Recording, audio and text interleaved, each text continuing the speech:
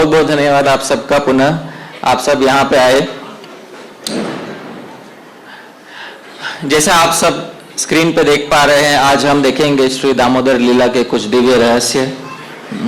ये मैं पुनः एक बार धन्यवाद देना चाहूँगा इस ग्रेस शिक्षा शकम प्रभु को, प्रभु जी ने यहाँ पे इनवाइट किया, साथ ही इस ग्रेस नरसिम्हा लीला प्रभु को, प्रभु जी ने यहाँ पे दोनों ने मिलकर इनविटेशन दिया है। और साथ ही साथ मैं धन्यवाद देना चाहूँगा श्रील प्रभुपाद जी को, क्योंकि उन्होंने ये हमारा आध्यात्मिक परिवार इस्कॉन बनाया है और प्रभुपाद जी हैं, इन्हीं की वजह से हम लोग सब आज यहाँ पर उपस्थित हैं।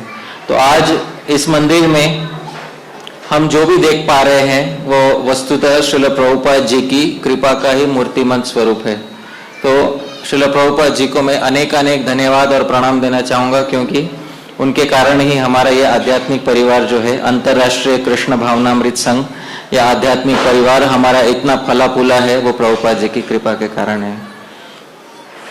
तो प्रभुपाद जी से ही हम कुछ शुरू करते हैं, देखते हैं श्रील प्रभुपाद जी क्या कहते हैं भगवान श्री कृष्ण की लीलाओं के बारे में। प्रभुपाद जी ने एक पुस्तक लिखी है जिस पुस्तक का नाम है कृष्णा बुक।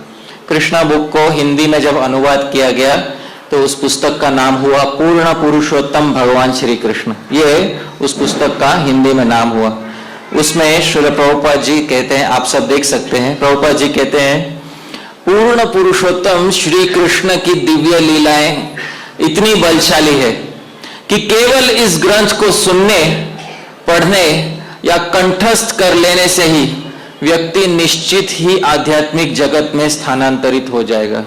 और कुछ नहीं करना है, प्रभुपाद जी कहते हैं केवल इसको सुनना है, इसको पढ़ना है, और जो हमको उसमें भा जाए उसको कंठस्थ कर लेना है।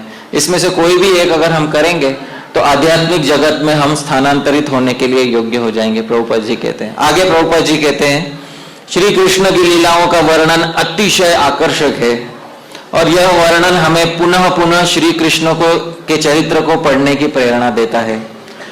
और जितना हम अधिक पढ़ते हैं उतने हम श्री कृष्ण से आसक्त हो जाते हैं, तथा यही आसक्ति किसी भी व्यक्ति को भगवान के धाम को जाने योग्य बनाती है।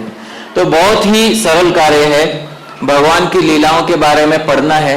पढ़ने से हमारे हृदय में भगवान की लीलाओं के प्रति स्वाभाविक आसक्ति उत्पन्न होनी चाहिए। धीरे धीरे पढ़ने से स्वाभाविक आसक्ति धीरे धीरे उत्पन्न होगा और स्वाभाविक आसक्ति उत्पन्न होने से व्यक्ति पुनः पुनः उन लीलाओं के प्रति आकर्षित हो जाता है और पुनः पुनः उन लीलाओं के प्रति आकर्षित हो जाने से फिर व्यक्ति की भगवान श्री कृष्ण में आसक्ति बढ़ जाती है और आसक्ति बढ़ जाने से व्यक्ति भगवत धाम जाने के योग्य हो जाता है। ये श्रील प्रभुपाद जी अपने पूर्ण पुरुषोत्तम श्री कृष्ण इस पुस्तक के सबसे अंतिम अध्याय, जो 90 अध्याय संख्या है, उसमें प्रभुपाद जी स्पष्ट रूप से लिख कर दे देते हैं।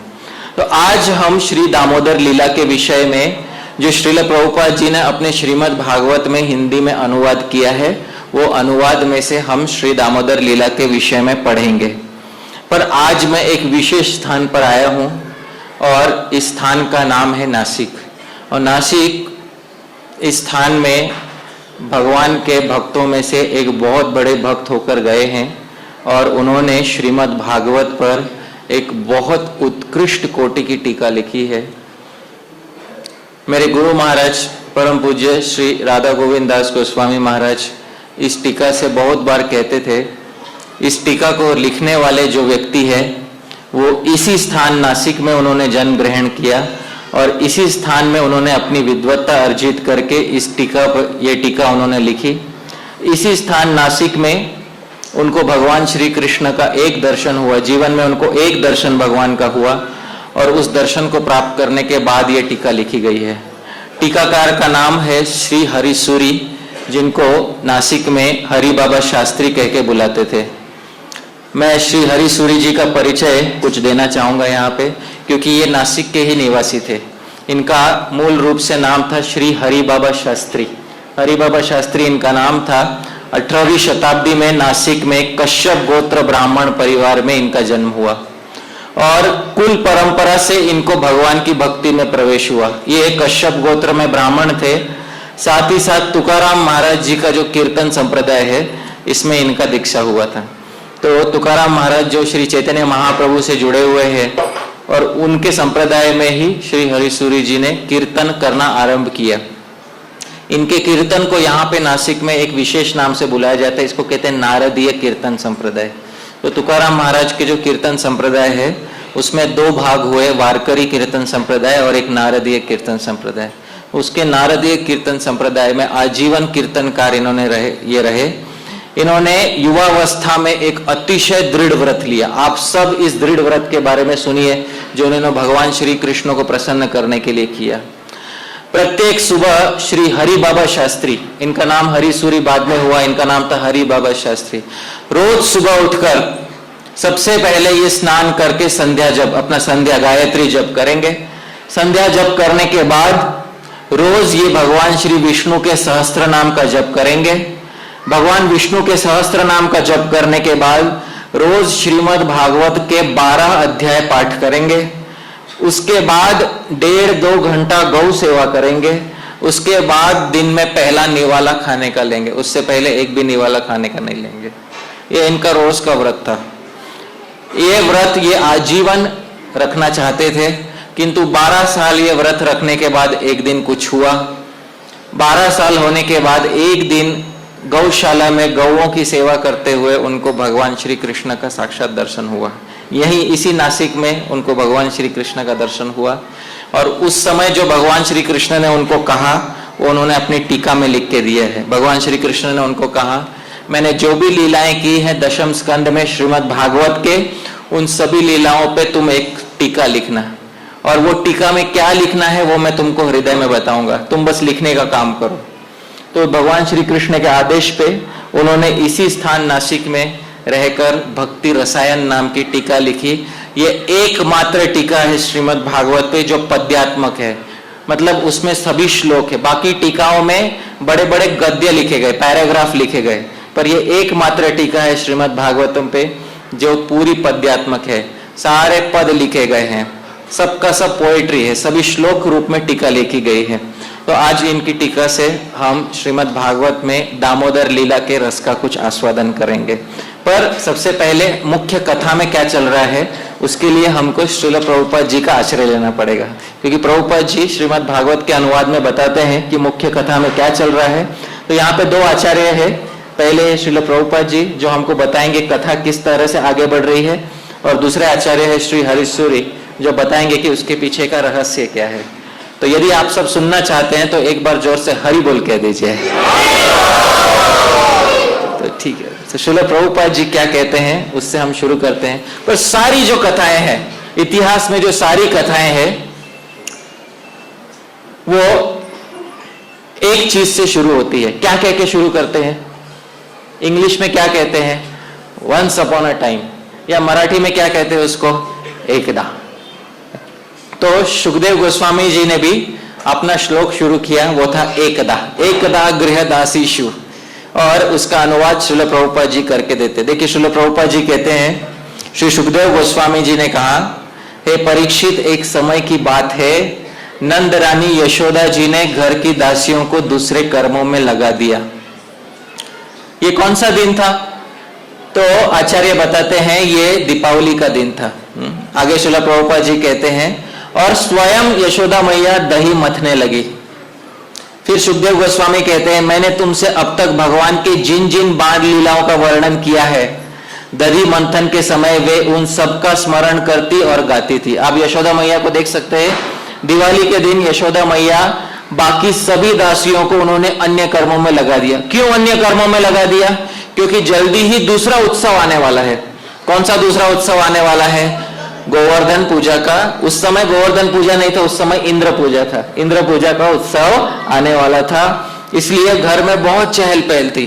और इतनी चहल पहल होने के कारण यशोदा मैया ने दासियों को अन्यत्र कर्म में नियुक्त कर दिया। अन्यत्र कर्म में नियुक्त करने के पश्चात यशोदा मैया स्वयं अपने पुत्र श्री कृष्ण, जिनकी बहुत कंप्लेंट आ रही थी, बहुत शिकायत आ रही थी कि दूसरे के घर से ये मक्खन चुरा के खाता है, तो बोले आज मैं खुद बना के देखती हूँ, एक तो मेरे हाथ का खाएगा या नहीं खाएगा। सच बात तो यह है, जो वो बनाएंगी भगवान उसको बंदरों को खिलाने वाले हैं बाद में। खुद तो खाएंगे ही, लेकिन सबसे पहले बंदरों को खिलाने वाले।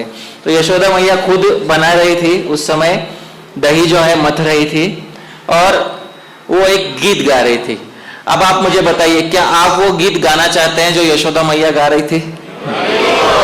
तो श्रील जीव गोस्वामी जी ने गोपाल चंपू में वो गीत हमें बताया है कि यशोदा मैया कौन सा गीत गा रही थी। आज हम सब वही गीत गाएंगे और वो गीत एक मधुर स्वर में है। मैं गाऊंगा, आप मेरे पीछे पीछे उस गीत को दोहराइएगा, ठीक है? तो ये वो गीत है जो यशोदा मैया गा रही थी। मैं गाऊंगा, आप कृपया मेरे पीछे पीछे गाने का प्रयास कीजिएगा। गोकुला पतिकुला तिलकं त्वमसीह, कुला पतिकुला तिलकं त्वमसीह, गोकुला पतिकुला तिलकं त्वमसीह,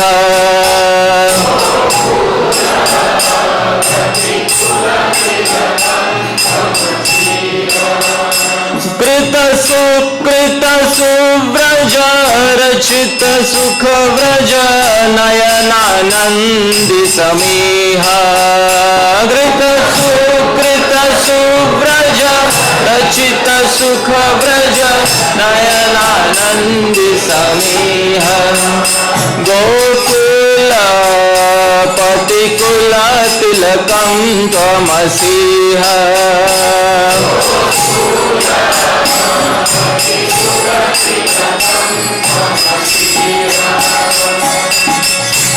आनंदोद्भव जन्म महोत्सव नंदित गोप समाज,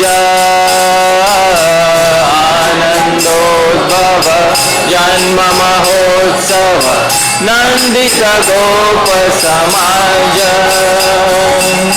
पूतनिकामृति नव मंगल कृति वलयित गोकुल राज,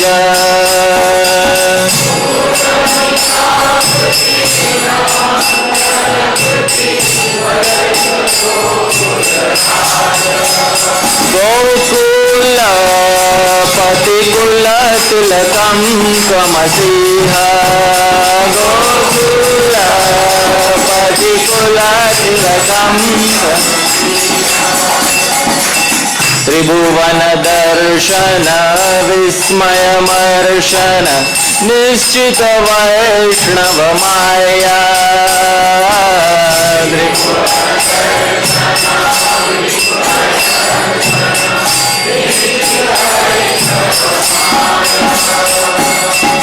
परिवरिवस्या सुखद तमस्या विगत जरामर काया, परिवरिवस्या सुखद तमस्या विगत जरामर काया, गोकुल पतिकुल तिलकं त्वमसीह, गोकुल पतिकुल तिलकं त्वमसीह, गोकुल पतिकुल तिलकं त्वमसीह, गोकुल पतिकुल तिलकं। तो ये मैया यशोदा का जो वास्तविक गीत है, ये श्रीपाद जीव गोस्वामी जी ने अपने गोपाल चंपू में इसको हमें बताया है। इस गीत का मैं अनुवाद करके देता हूं। त्वम असीह, पहले पंक्ति में आप देख सकते हैं, त्वम असीह, तुम हो कृष्ण। क्या हो तुम? गोकुल पति कुल तिलकम, गोकुल के पति है नंद महाराज, और नंद महाराज को जो कुल है, यदि वो कुल एक बहुत अच्छा व्यक्ति हो तो उस कुल के सिर पे लगा हुआ तिलक तुम हो भगवान, ओ कृष्ण तुम हो। कृत सुकृत, हमने बहुत सुकृत, हमने बहुत पुण्य किए होंगे। रचित सुव्रज, तो उससे क्या हुआ है? रचित हुआ है, हमारा भाग्य जो है उदय हुआ है। नयनानंदी समीह, और हमारे नयनों को, ये हमारे चक्षुओं को आनंद प्राप्त हुआ है कि तुम हमारे चक्षुओं के सामने प्रकट हुए कृष्ण। और जब तुम प्रकट हुए, आनंदोद्भव जन्म महोत्सव, तुम्हारा जो जन्म महोत्सव था वो अतिशय आनंद को प्रकट करने वाला हुआ। नंदित गोप समाज, समस्त गोप समाज अतिशय आनंदित हो गया तुम्हारे जन्म में। पर वो आनंद काफी दिनों तक नहीं टिका। क्यों? क्योंकि कुछ ही दिनों के बाद पहली राक्षसी आई थी तुमको ग्रसने के लिए। कौन सी राक्षसी आई थी? पूतना। पर पूतनी का मृत्यु अचानक क्या हुआ मालूम नहीं। भगवान विष्णु की बहुत कृपा हुई रहेगी कि अचानक पूतना मारी गई और तुम्हारा बाल भी बांका नहीं कर पाई। पूतनी का मृत्यु, और ये पूतना की जो मृत्यु हुई, नव मंगल कृति, जैसे हमारे जीवन में तो नया मंगल उदित हो गया। वलय तो गोकुल राज, और इस नए मंगल के समुद्र में नंद महाराज पूरी तरह से डूब गए। हम सभी डूब गए इस नए मंगल के समुद्र में। फिर कुछ दिन पहले एक और चीज मैंने देखी, त्रिभुवन दर्शन विस्मय मर्शन। मैंने तुम्हारे मुख में पूरा त्रिभुवन देखा। कुछ दिन पहले की बात है। निश्चित वैष्णव माया, निश्चित मैं बोलती भगवान विष्णु की योग माया, भगवान विष्णु की कृपा तुम्हारे ऊपर है, तभी जाके मैं देख पाई हूं। अच्छा कृष्ण, मैं तुम्हारे लिए प्रार्थना करती हूँ। क्या प्रार्थना है? हरि वरी वस्या सुखद तमस्या। तुम भगवान हरि की सेवा करो। कृष्ण तुम अच्छे वैष्णव बनो। यशोदा मैया भगवान के लिए क्या चाहती है? हरि वरी वस्या, हरि की सेवा। वरिवस्या कहते सेवा को। कृष्ण तुम हरि की हमेशा सेवा करो, अच्छे वैष्णव बनो। विगत जरा मर काया, और तुम्हारी काया, तुम्हारे शरीर में कभी भी कोई जरा या मृत्यु कभी नहीं हो। ऐसे यशोदा मैया अपने भगवान, अपने लाला कृष्ण के लिए इस प्रकार से प्रार्थना कर रही है। आप देख सकते हैं उनके मन में जरा भी तनिक भी भाव नहीं है कि ये कोई बहुत बड़े भगवान है। बोलती है मैं चाहती हूँ कि कृष्ण एक डिवोटी बने, कृष्ण एक इस्कॉन डिवोटी बने। ये यशोदा मैया की इच्छा है। भगवान कृष्ण जो है हरि की सेवा करे, ये यशोदा मैया की इच्छा है। क्यों? क्योंकि कुल परंपरा है हमारी, क्योंकि कुल परंपरा में नंद महाराज जो है भगवान विष्णु की पूजा किया करते थे, और द्वापर युग था तो अर्चा करना, अर्चा विग्रह की सेवा करना युग धर्म में। तो यशोदा मैया भी ये चाहती है कि मेरा पुत्र भी भगवान विष्णु के अर्चा विग्रह की पूजा करे, हरि वरि वस्या करे। तो ये यशोदा मैया के हृदय की इच्छा है। आप सबको ये गीत अच्छा लगा? तो ये गीत जिसको अच्छा लगा आप अपने फोन में उसको ले सकते हैं, रिकॉर्ड कर सकते, मतलब इसका फोटो ले सकते हैं। आपको जो श्लोक अच्छा लगे उसका आप एक फोटो ले सकते हैं। क्योंकि आज हम इसी नासिक शहर के निवासी श्री हरि बाबा शास्त्री हरि सूरी जी के कुछ ना कुछ जो उनके श्लोक है वो हम आज देखेंगे। इस समय श्री हरि सूरी जी आके कहते हैं, देखो यशोदा मैया जो है रस्सी से मथ रही है दही को, और इस रस्सी को संस्कृत में एक नाम से बुलाया जाता है।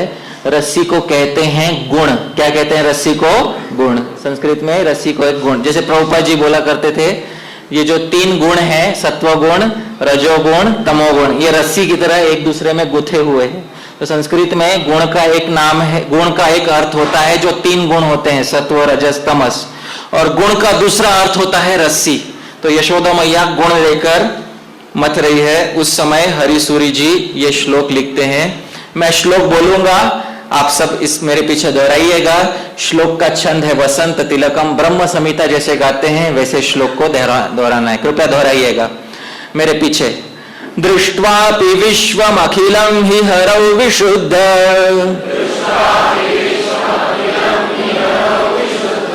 चित्तोऽपि पूर्व दृढ़ संस्कृति वासितात्मा, तत्तद्गुणाकलनतः पुनरेव कर्मा, सक्तो भवत्यलमिह जनिमानमेषा। ये श्लोक यहीं पर लिखा गया था, इसी नासिक भूमि में ये श्लोक लिखा गया था। श्री हरि सूरी जी कहते हैं, दृष्ट्वापि विश्वम अखिलम, किसी ने पूरे संसार को भगवान हरि के अंदर देख भी लिया हो। किसने पूरे संसार को भगवान हरि में देखा था? यशोदा मैया ने। अच्छा, यशोदा ने तो देखा ही था, पर कुछ कुछ बड़े बड़े योगी रहते हैं आपने, और वो योगी जो है देख लेते हैं कि पूरा संसार भगवान के अंदर है। जैसे भगवत गीता में कहते हैं, यो माम पश्यति सर्वत्र सर्वम च मयि पश्यति, सब कुछ मेरे अंदर देखता है। तो 2 चीजों को एक साथ बता रहे हरि सूरी जी। किसी व्यक्ति ने पूरे संसार को भगवान हरि के अंदर देख लिया होगा। दृष्टवापि विश्वम अखिलम ही हरौ विशुद्ध चित्तो। क्या यशोदा मैया का चित्त शुद्ध था या नहीं था? वैसे ही योगी का चित्त भी पूरी तरह से शुद्ध हो सकता है, पर पूर्व दृढ़ संस्कृति वासित आत्मा। यशोदा मैया को मालूम था, उस समय मालूम पड़ गया कि ये भगवान है, जैसे योगी को मालूम पड़ जाता है कि कृष्ण कौन है, भगवान है, पर पूर्व दृढ़ संस्कार रहते हैं, वो फिर भुला देते। हरिसूरी जी जैसे यशोदा मैया को उनके पूर्व दृढ़ संस्कार क्या थे कि ये मेरा पुत्र है, और योगी को क्या पूर्व, उसको भौतिक संसार में भौतिक आसक्ति रहती है, भौतिक आसक्ति के दृढ़ संस्कार रहते हैं।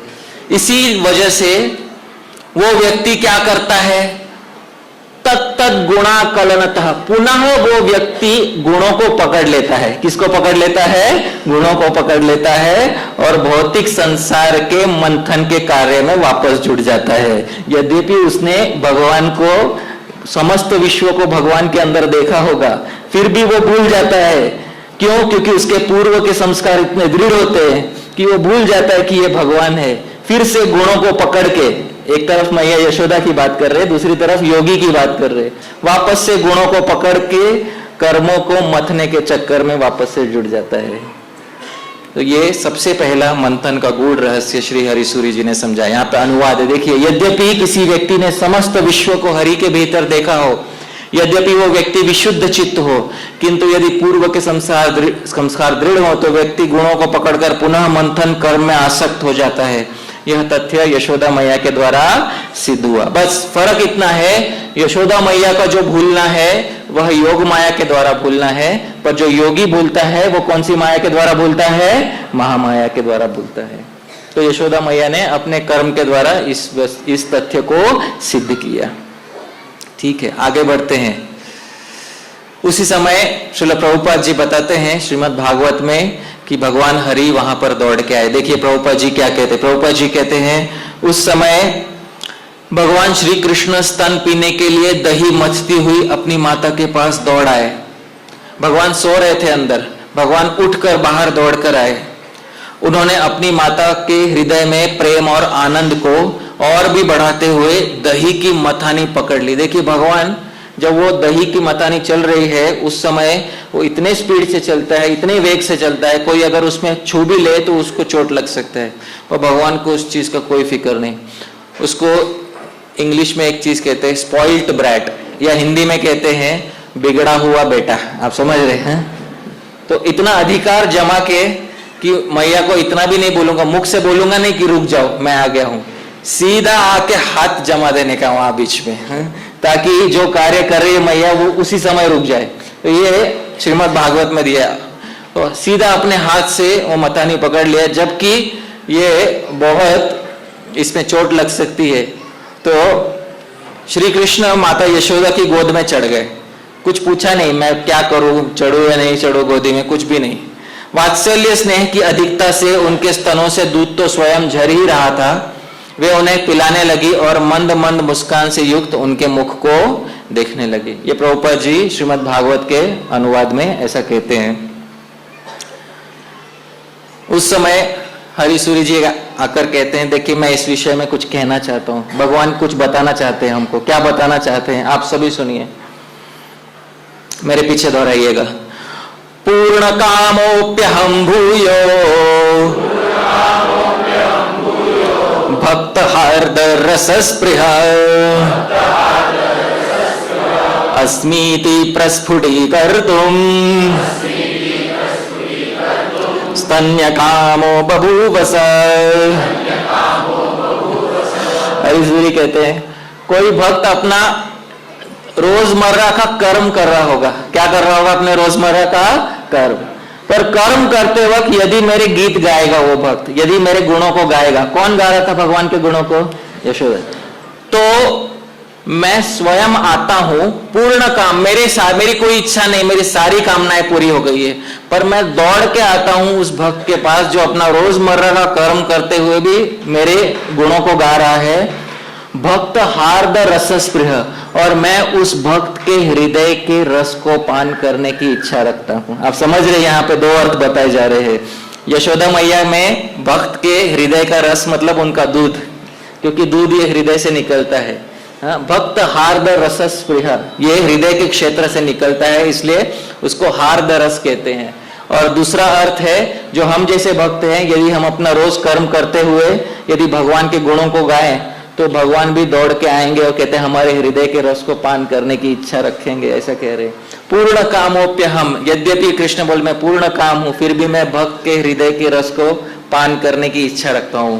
अस्मीति प्रस्फुटी करतुम, ये स्पष्ट रूप से बताने के लिए स्तन्य कामो बभूवस, भगवान दौड़ के यशोदा मैया के पास चल के। देखिए अनुवाद इस प्रकार है, भगवान ने सोचा यद्यपि मैं पूर्ण काम हूं, फिर भी मैं भक्त के हृदय का रस, पहला अर्थ क्या है रस का, भक्ति रस जो, और दूसरा अर्थ क्या है, दुग्ध, पान करने की इच्छा रखता हूं। इसी तथ्य को स्पष्ट करने के लिए भगवान स्तन्य काम मतलब यशोदा मैया के स्तन को पीने लग गए। अच्छा, अब आप सब कोई इसमें एक बात जानना है, इसको कहते हैं संस्कृत में उत्प्रेक्षा। उत्प्रेक्षा मतलब कवि जो है उसके हृदय में भगवान कुछ कुछ तथ्य डालते हैं और कवि उसको कविता के माध्यम से उसको हमारे सामने प्रकट करता है, इसको उत्प्रेक्षा कहते हैं। तो उत्प्रेक्षा का यहाँ पे एक उदाहरण हरिसूरी जी ने दिया कि यद्यपि भगवान जो है दूध पीना चाहते हैं, उसका एक साधारण कारण यह है कि भगवान को जो है प्यास लगा है ऐसा, पर उसका जो अलग कारण, उसके पीछे का गूढ़ रहस्य जो है उसको उत्प्रेक्षा कहते हैं। ठीक है। अच्छा, एक चीज और बताया था प्रभुपाद जी ने, भगवान ने आके उस मंथन के दंड को रोक दिया, तो उस समय हरिसूरी जी एक और बात आके कहते हैं। देखिए यहाँ पे श्लोक में, देखिए आप देख सकते भगवान ने मथानी को रोक दिया, अपने हाथ से रोका हुआ है यहाँ पे। उस समय देखिए हरिसूरी जी क्या कहते हैं, मेरे पीछे दोहराइएगा। मयि प्रीतेन भी कर्मणि न्युज्झितेऽपि कृतान्तजा यतो दण्डधरोऽस्म्यस्मिन् अहम एवेत्यबोधयत्। हरिसूरी जी कहते भगवान उसमें भी कुछ बताना चाहते हैं। जब भगवान ने उस मथनी को रोक दिया, उसमें भी भगवान कुछ बताना चाहते हैं। क्या बताना चाहते हैं? मयि प्रीते, एक बार मेरी प्रीति, मेरा प्रेम प्राप्त हो जाए। क्या यशोदा मैया को भगवान कृष्ण का प्रेम प्राप्त था, हाँ या नहीं? हाँ। और बाकी सभी साधकों को भी भगवान बता रहे, मयि प्रीते, एक बार मेरा प्रेम प्राप्त हो जाए। न भीहि, बिल्कुल मत डरना फिर, लेकिन एक ही कंडीशन है। सबसे पहले क्या प्राप्त होना चाहिए? भगवान का प्रेम प्राप्त। सबसे पहले प्रेम यदि प्राप्त हो जाए तो न भीहि, फिर बिल्कुल डरने की बात नहीं है। अगर मैं आके आपके सभी कर्मों को रोक भी दूं तो भी, आपके जीवन में जो कर्म चल रहे हैं उसको आके अगर मैं रोक भी दूं तो भी डरने की आवश्यकता नहीं है, क्योंकि आपको मेरा क्या प्राप्त हो गया है? प्रेम प्राप्त हो गया है। अरे डरू क्यों नहीं? मैं तो समाज में रहता हूं, समाज में मेरे कितने सारे कर्तव्य है, किसी का पुत्र हूं और किसी का पिता हूं, किसी का पति हूं, किसी का इतने सारे संबंध है, और वो सब संबंध नहीं निभाएंगे तो क्या मुझे कर्म न करने का पाप लगेगा या नहीं लगेगा? लगेगा। क्यों? क्योंकि भगवद गीता में भगवान ने कहा था अर्जुन को, सिर्फ संन्यास लेने से तुम कर्मों से नहीं बच सकते, तुमको उसका कर्म, उसका पाप तो अवश्य भोगना पड़ेगा। इसलिए तुम लड़ो, क्योंकि लड़ना तुम्हारे लिए पुण्य है। तो अगर मैं ये सब कर्म नहीं करूंगा तो मुझे पाप लगेगा, और जिसको पाप लगता है मरने के बाद उसको एक व्यक्ति मिलने को आता है। कौन मिलने को आता है मरने के बाद? उसको यमराज मिलने को आता है, और यमराज के हाथ में एक दंड रहता है, बड़ा डंडा रहता है सर पे मारने के लिए। तो मुझे यमराज से डर होगा? तो उस समय हरिसूरी जी लिखते हैं डरने की जरूरत नहीं। यमराज भी आएंगे तो वो देखेंगे कि यमराज नहीं, भगवान ने दंडधर है, यमराज दंडधर नहीं। यहाँ पे कौन दंडधर है? भगवान ने यहाँ पे दंड पकड़ के रखा है। यमराज भी आएगा तो डर जाएगा। क्यों? क्योंकि भगवान ने स्वयं दंडधर बन के सभी कर्मों को रोका हुआ है यहाँ पे। तो यदि हम कर्म नहीं भी करेंगे, एक बार भगवान ने हमारे कर्म रोक दिए, उसके बाद हमको यमराज से भी डरने की आवश्यकता नहीं है, क्योंकि यहाँ पे यमराज दंडधर नहीं है। यहाँ पे कौन दंडधर है? भगवान श्री कृष्ण दंडधर है। यहाँ पे देखिए, यहाँ पे ये अनुवाद है, मेरा प्रेम प्राप्त हो जाने के पश्चात यदि मैं भक्त के कर्मों का मंथन रोक भी दूं तो भी यमराज से डरने की आवश्यकता नहीं है। भक्तों के विषय में यमराज नहीं बल्कि मैं स्वयं दंडधर हो जाता हूं। ये यहाँ पे इस लीला में श्री कृष्ण ने हम सबको यहाँ पर दिखाया है। अच्छा, यदि कथा ऐसे ही चलती रही सीधे सीधे तो कथा बहुत जल्दी विराम ले लेगी। यदि कथा में शुभदेव गोस्वामी लिख देते कि फिर यशोदा मैया ने दूध पिला दिया, भगवान संतुष्ट हो गए और अच्छा दिन था, सब खुश होकर घर चले गए, तो ऐसी यदि कथा चलती रही तो कथा में फिर कुछ रोचकता कम हो जाएगी।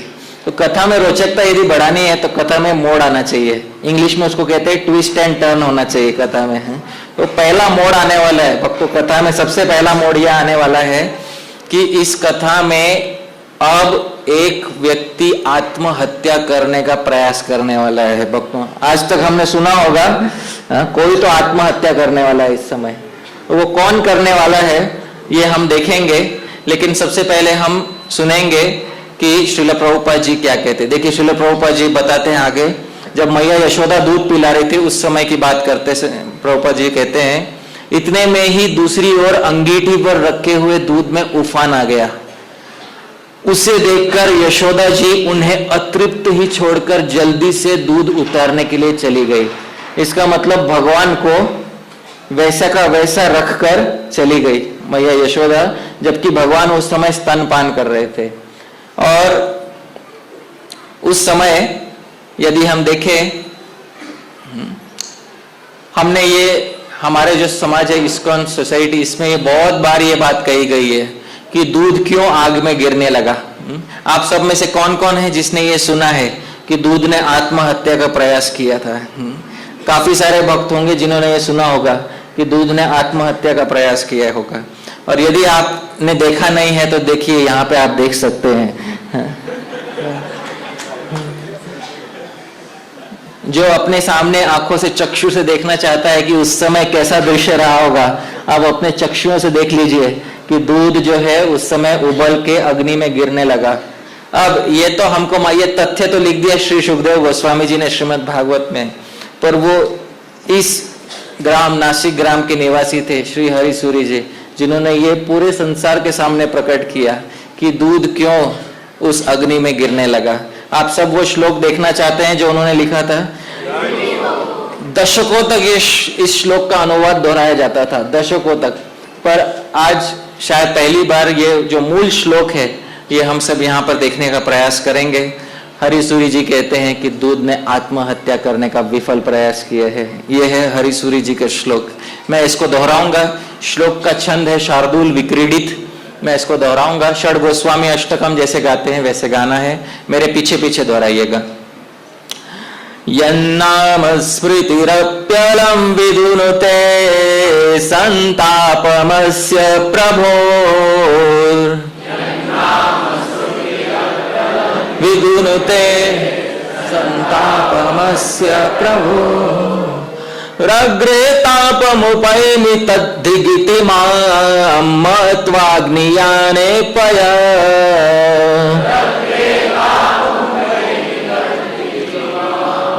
मत्वाग्नियाने पय, उद्युक्तं भवतीत्यवेक्ष्य हरिणा सर्वेश्वरेणैव तत्,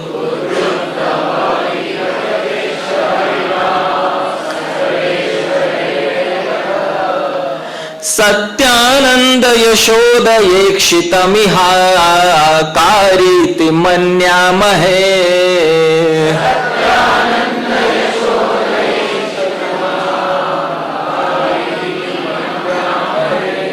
हरिसूरी जी कहते हैं दूध सोच रहा था। अब कोई बोलेगा दूध भी सोचता है क्या? आप बोलिए, दूध सोच सकता है? आप में से कौन कौन मानता है कि दूध सोच सकता है? क्या आज तक संसार में देखा है कभी कि दूध सोच सकता है? नहीं सोच सकता। पर हरिसूरी जी बोलते सोच सकता है। क्यों नहीं सोच सकता? आध्यात्मिक जगत में सभी वस्तुएं चिन्मय चेतन है, वहां पे एक भी वस्तु जड़ नहीं है। जब सब कुछ चिन्मय है, चेतन है, तो उसमें सभी चेतन वस्तुओं के गुण तो होंगे ही। और यदि आप सब नहीं मानते इस बात को, तो आप में से कौन कौन है जो दामोदर अष्टक गा चुके हैं? अपना हाथ ऊपर कीजिए। कौन कौन है जो दामोदर अष्टक? जो दामोदर अष्टक का जो अंतिम पद्य है वो कैसा है आप बताइए, पहला लाइन क्या है उसमें? नमस्तेस्तु दामने। अच्छा, आप दामन मतलब भगवान की रस्सी, आप उसको भी नमस्कार करते हो? आप जड़ वस्तु को काहे को नमस्कार करोगे प्रभु जी? नमस्ते, मैं उस रस्सी को प्रणाम करता हूं, अरे जो जड़ वस्तु को काहे को प्रणाम करोगे? तो बात यह है, सत्यव्रत मुनि भी बताते हैं कि वो रस्सी जड़ नहीं है। क्यों? क्योंकि वो रस्सी कम घट रही थी, बढ़ रही थी। आध्यात्मिक जगत में भगवान से संबंधित कोई भी वस्तु जड़ नहीं है, सभी वस्तुओं में चिन्मयता है, चेतनता है। इसी कारण से जब दूध गिरने लगा तो हरिसूरी जी कहते ये मत समझना कि वो दूध जो है चिन्मय नहीं है, वो गिरने लगा, वो कुछ सोच रहा था। क्या सोच रहा था? यह नाम स्मृति रपी, अरे ये वो भगवान है जिनके नाम की स्मृति मतलब जिनके नाम का स्मरण भी, जिनका अगर हम नाम भी लेंगे तो क्या होता है? विधुनोते संतापम, वो दुनिया के समस्त तापों को दूर कर देता है। सही बात है कि भगवान का नाम लेने से सारे ताप दूर होते हैं कि नहीं होते हैं? अवश्य होते हैं। जब हम भक्त नहीं थे उस समय संसार में कैसे ताप झेल रहे थे, और आज भक्त बन गए तो हम कितने सुखी हो गए। यदि हम तुलना करें तो हम ये देखेंगे कि भगवान के नाम लेने से बहुत सारे ताप क्या हो जाते हैं? दूर हो जाते हैं। हरिसूरी जी उनके नाम की महिमा कह रहे हैं, ये वो भगवान है जिनका नाम लेने मात्र से भी सारे ताप दूर हो जाते हैं।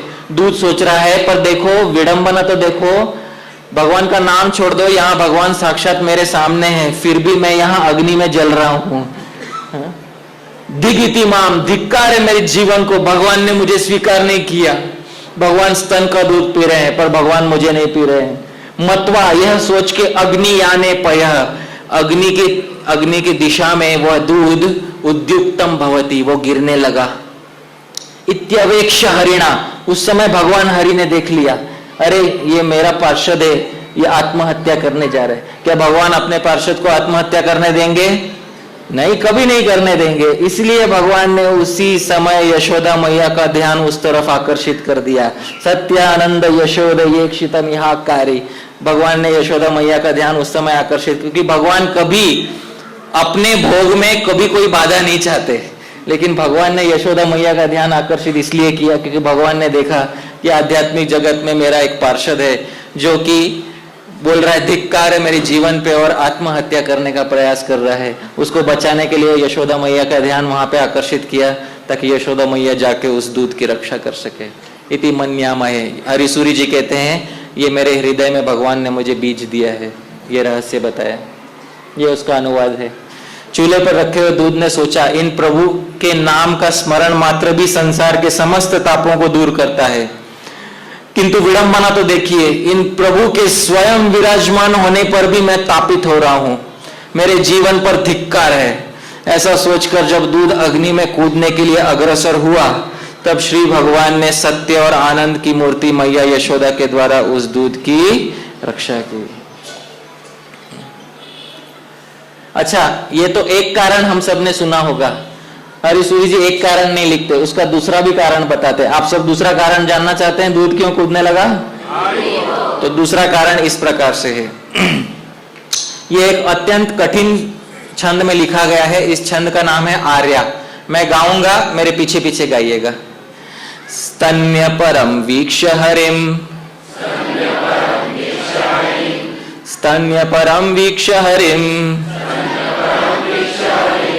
चुल्लिस्थपयोग्निमाविशद्युक्तम् समजातीयोत्कर्षः, समजातीयोत्कर्षः प्रायः सर्वस्य दुस्सहो भवति। हरिसूरी कहते हैं स्तन्य परम वीक्ष हरिम, जब चूल्हे पे दूध था उसने देखा कि हरि स्तन का दूध पी रहे। कौन सा दूध पी रहे? हरि स्तन का दूध पी रहे हैं। चुल्लिस्थपयः, तो चूल्हे पे जो दूध था, अग्निमाविशद, जल के अग्नि में कूद पड़ा। क्यों? हरिसूरी बोलते हैं प्रायः सर्वस्य दुस्सहो भवति। अरे संसार में देखा जाता है जब एक गुरु भाई बहुत आगे बढ़ जाता है तो दूसरा जलने लगता है। आप समझ रहे हैं? ये भी दूध है और वो भी दूध है, समझ जाती है। दोनों गुरु भाई है, हरिसूरी के दोनों गुरु भाई है, दोनों समान जाति के हैं। एक गुरु भाई बहुत आगे बढ़ गया जीवन में, उसको भगवान हरि खुद पी रहे हैं। और दूसरे को कोई पूछ नहीं रहा, तो स्वाभाविक है वो जलने लगा उस समय। आप समझ रहे, इसमें कोई शक की बात नहीं है, इसलिए दूध जलने लगा उस समय, क्योंकि गुरु भाई में एक आगे बढ़ जाए तो दूसरा जलने लगता है। सही बात है कि नहीं प्रभु जी? हाँ, उसका अनुवाद है, हरि को स्तनपान करते हुए देखकर चूल्हे पर स्थित दूध अग्नि में जलने लगा, यह ठीक ही हुआ। प्रायः देखा जाता है कि एक गुरु भाई दूसरे के उत्कर्ष से जलने लगता है। अच्छा, उस समय हमारे भगवान हो गए उग्रम वीरम महाविष्णु नहीं, उग्रम वीरम क्या हो गए? लघु विष्णु। बहुत उग्र थे भगवान, भगवान को क्रोध आ गया। ये शास्त्रों में इनका नाम है शांताकारम। शांताकारम मतलब एकदम शांत प्रकृति के। वो वृंदावन के बाहर है, वृंदावन के अंदर कुछ भी नहीं है ये सब। ये भगवान के जो भी गुण है ना, ये सारे के सारे गुण वृंदावन के बाहर आप सब देखोगे। वृंदावन के अंदर ना मैया यशोदा भगवान की एक एक उपाधि निकाल देगी धीरे धीरे करके। वो सारी उपाधियां मैया यशोदा एक एक करके निकाल, अभी एक उपाधि निकाल दी है, ये परम शांत है। अभी परम शांति हटा दी भगवान की मैया यशोदा ने। अब धीरे धीरे बाकी भी चीजें मैया यशोदा निकालेगी। जैसे हम बोलते हैं उग्रम वीरम महाविष्णुम ज्वलंतम सर्वतोमुखम। मैं आपसे आज एक वादा करता हूं, एक प्रॉमिस देता हूं आप सबको, जब ये पूरी लीला होगी, आगे बढ़ेगी, ये एक एक करके सारी उपाधि चली जाएगी। ना उग्रम रहेगा, ना वीरम रहेगा, महाविष्णु तो पहले भी नहीं है, वृंदावन में तो लघु विष्णु है वो है, ना सर्वतोमुखम रहेगा। ये सारी उपाधियां यशोदा मैया हटा देगी। पर अभी फिलहाल एक उपाधि हट गई है, उग्रम तो है, वीर तो है, पर महाविष्णु नहीं है। क्या है वो? लघु विष्णु है। प्रभुपाद जी देखिए क्या कहते हैं। प्रभुपाद जी कहते हैं, इससे श्री कृष्ण को क्रोध आ गया, उनके लाल लाल होंठ फड़कने लगे, दांतों से अधर दबाया। भगवान ने अपने ऊपर के दांत से निचले होंठ को अधर कहते हैं। भगवान ने क्या दबाया? अपना अधर। भगवान ने खुद के ऊपर हिंसा की उस समय। आज तक जो भगवान कभी अपने भक्तों के प्रति हिंसा नहीं करते, अपने प्रति हिंसा नहीं करते, भगवान ने सबसे पहले अपने अधर दबाया, खुद के प्रति भगवान ने हिंसा की।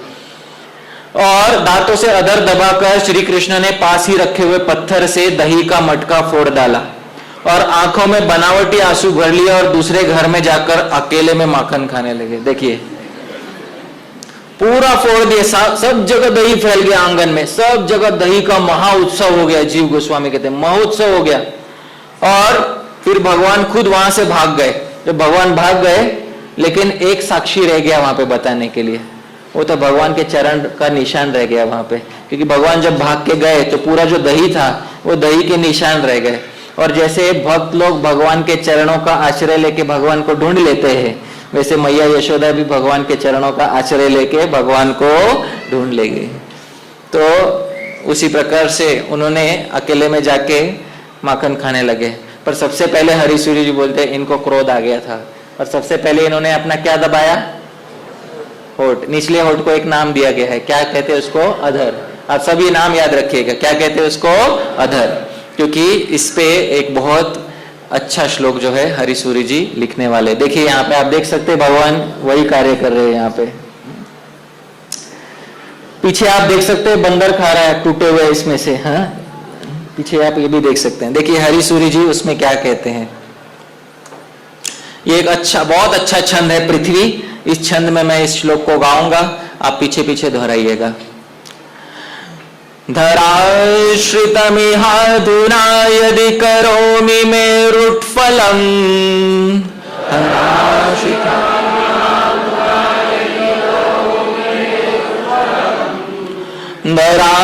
धराश्रितमिहाधुना यदि करोमि मेरुत्फलम्,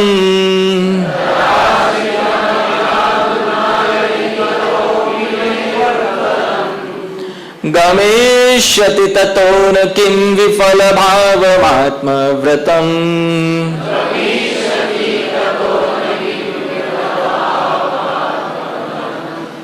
धराक्षितिरियं जनन्यपि तथेति किं वा सतत्।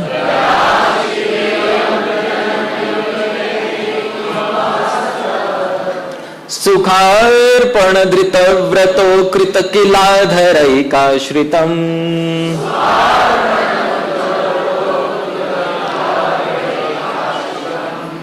अच्छा, हरिसूरी जी बोलते हैं एक बहुत साधारण तथ्य है, जब हमको गुस्सा, किसी को भी क्रोध आ जाता है इस संसार में, आप सबको एक बार तो जीवन में क्रोध आया ही होगा, है? तो जिसको भी किसी को क्रोध आ जाता है जीवन में, वो एक काम करता है, वो अपने क्रोध को धराश्रित करता है। क्या करता है? अपने क्रोध को धराश्रित। धराश्रित मतलब क्या? धरा कहते हैं पृथ्वी को, आप सबको मालूम होगा धरा किसको कहते हैं? पृथ्वी। तो जिसको क्रोध आता है वो कोई वस्तु लेता है और किस पे पटकता है? तो अपना क्रोध किस पे निकालता है? वो पृथ्वी। आप सबने अपना क्रोध पृथ्वी पे निकाला है? आज एक बार भी निकाला है कि नहीं निकाला है? सबने निकाला है। चाहे हाथ पटकना हो, पैर पटकना हो, कोई चीज पटकना हो, आप सबने अपना क्रोध धराश्रित किया है, हाँ या ना? हाँ। तो धरा पे आश्रित किया है क्रोध, आप हम सभी ने। भगवान सोच रहे हैं मैं भी कर सकता हूं, क्यों नहीं? मुझे क्रोध आ गया, धराश्रितम इह अधुना यदि करोमि, आज अगर मैं रुट फलम, मेरे क्रोध को धराश्रित कर दूं, मैं तो कर सकता हूं, लेकिन एक बहुत बड़ा दुविधा हो जाएगी। क्या हो जाएगी? गमिष्यति ततोनु किम विफल भावम आत्मव्रतम। अरे मैं एक व्रत लेके आया था, मैं इस पृथ्वी को एक वादा करके आया था, मैं तुम्हारी रक्षा करने के लिए आऊंगा। सही बात है कि नहीं? हाँ? वो मेरा व्रत सफल होगा या विफल हो जाएगा? अगर मैं अपना क्रोध धरा पे ही निकाल दूंगा, तो मैंने जो पृथ्वी की रक्षा करने का व्रत लेके मैं इस संसार में अवतार लेके आया हूं, वो पृथ्वी की रक्षा करने का आत्मव्रतम विफलम, वो विफल हो जाएगा। अच्छा, दूसरी बात तो सुनो, हरिसूरी जी कहते हैं, कृष्ण सोच रहे थे धरा क्षितिर इयम जननी अपि, और धरा तो एक माता भी है। प्रभुपाद जी कहते थे कितने टोटल कितनी माता होती है हर किसी को? 7। आत्मा माता, गुरु पत्नी, ब्राह्मणी, राजपत्नी का, धेनु, धात्री तथा पृथ्वी सप्ते। तो पृथ्वी एक माता होती है। धरा क्षितिरियम जननी अपि। अच्छा, माता पे क्रोध निकालना चाहिए या नहीं निकालना चाहिए? इसीलिए भगवान ने सोचा, हरिसूरी जी कहते हैं, मैं अपने क्रोध को धराश्रित नहीं करूंगा, मैं अपने क्रोध को अधराश्रित करूंगा। आप समझ रहे हैं? मैं अपने क्रोध को क्या करूंगा?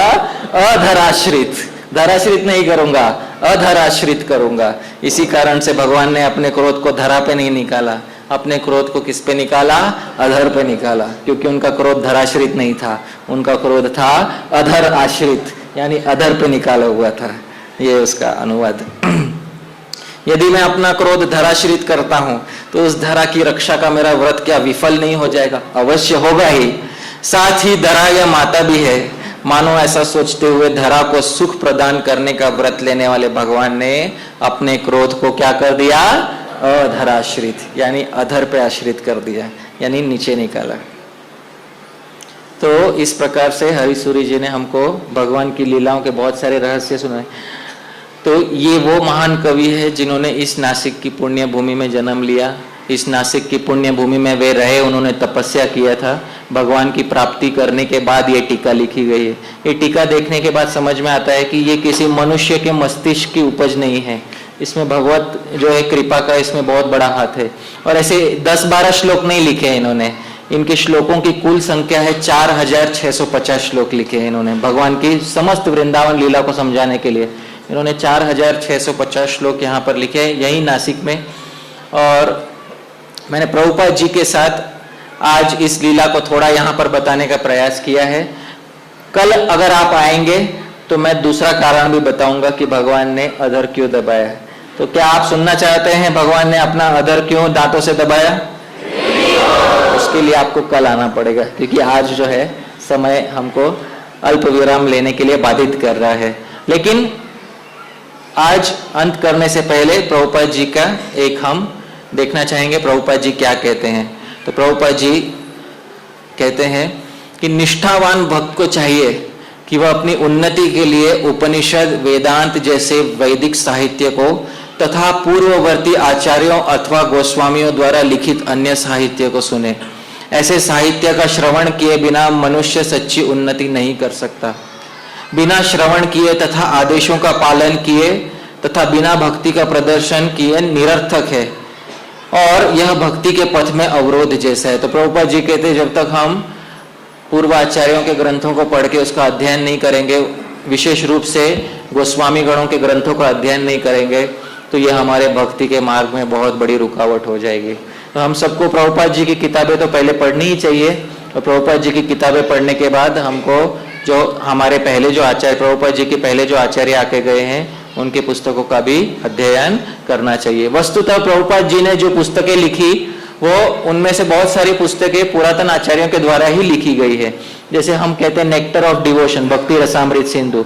भक्ति रसामृत सिंधु यह ग्रंथ मूल रूप से कौन से आचार्य ने लिखा है, कौन जानता है? श्रील रूप गोस्वामी। प्रभुपाद जी ने उसका अनुवाद करके हमको दिए। तो हमारे वस्तुतः हमारे लगभग सभी ग्रंथ पूर्व आचार्यों के द्वारा दिए हुए हैं। तो प्रभुपाद जी के ग्रंथों को पढ़ने के बाद हमको आगे बढ़ के बाकी आचार्यों के ग्रंथों को भी पढ़ना चाहिए, अन्यथा भक्ति में हमारी प्रगति संभव नहीं है। ये प्रभुपाद जी ने खुद ने श्रीमद् भागवत में प्रथम स्कंद में दूसरे अध्याय में 12वां श्लोक के तात्पर्य में लिख कर दिया है। जगत गुरु श्रील प्रभुपाद की निताय गौर प्रेमानंदे।